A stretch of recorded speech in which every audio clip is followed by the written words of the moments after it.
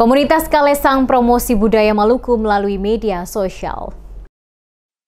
Di tengah pesatnya perkembangan teknologi digital, sejumlah aktivis muda Maluku terus berupaya melestarikan adat dan budaya di provinsi ini. Salah satunya adalah komunitas Kalesang Maluku yang aktif melakukan kampanye budaya melalui berbagai platform media sosial untuk meningkatkan kesadaran masyarakat akan pentingnya menjaga warisan leluhur. Koordinator komunitas Kalesang Maluku, Figel Faubun, mengatakan bahwa selama 15 tahun berdirinya komunitas tersebut, berbagai upaya telah dilakukan untuk menghidupkan kembali tradisi dan budaya yang mulai terkikis. Yang menegaskan bahwa perjuangan mereka kini mulai membuahkan hasil dengan meningkatnya kepedulian generasi muda terhadap adat dan budaya Maluku.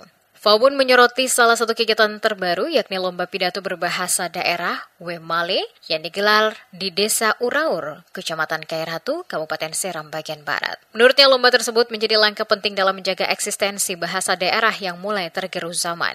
Dirinya merasa bangga karena jeripayah komunitas ini terbayar saat melihat generasi muda mulai aktif terlibat dalam pelestarian adat dan budaya yang merupakan titipan leluhur. Seraya berharap kegiatan seperti ini tidak berhenti sampai di sini. Generasi muda harus tetap diajak untuk menjaga bahasa dan budaya daerah yang kini mulai memudar. Selain lomba pidato, Faubun juga menyinggung berbagai upacara adat yang rutin digelar di Maluku, seperti Cakalele Patimura yang diadakan setiap 15 Mei di Desa Hulaliu, Kecamatan Haruku, Kabupaten Maluku Tengah, serta beragam kegiatan budaya lainnya yang menjadi simbol kekuatan dan identitas masyarakat Maluku. Sebagai aktivis yang konsisten memperjuangkan hak-hak masyarakat adat, Faubun berharap kepemimpinan baru Gubernur Maluku Hendrik Lewerisa dan Wakil Gubernur Abdullah Fanat, yang juga dikenal sebagai tokoh adat, dapat memberikan perhatian lebih besar terhadap masyarakat adat dan hak-hak mereka.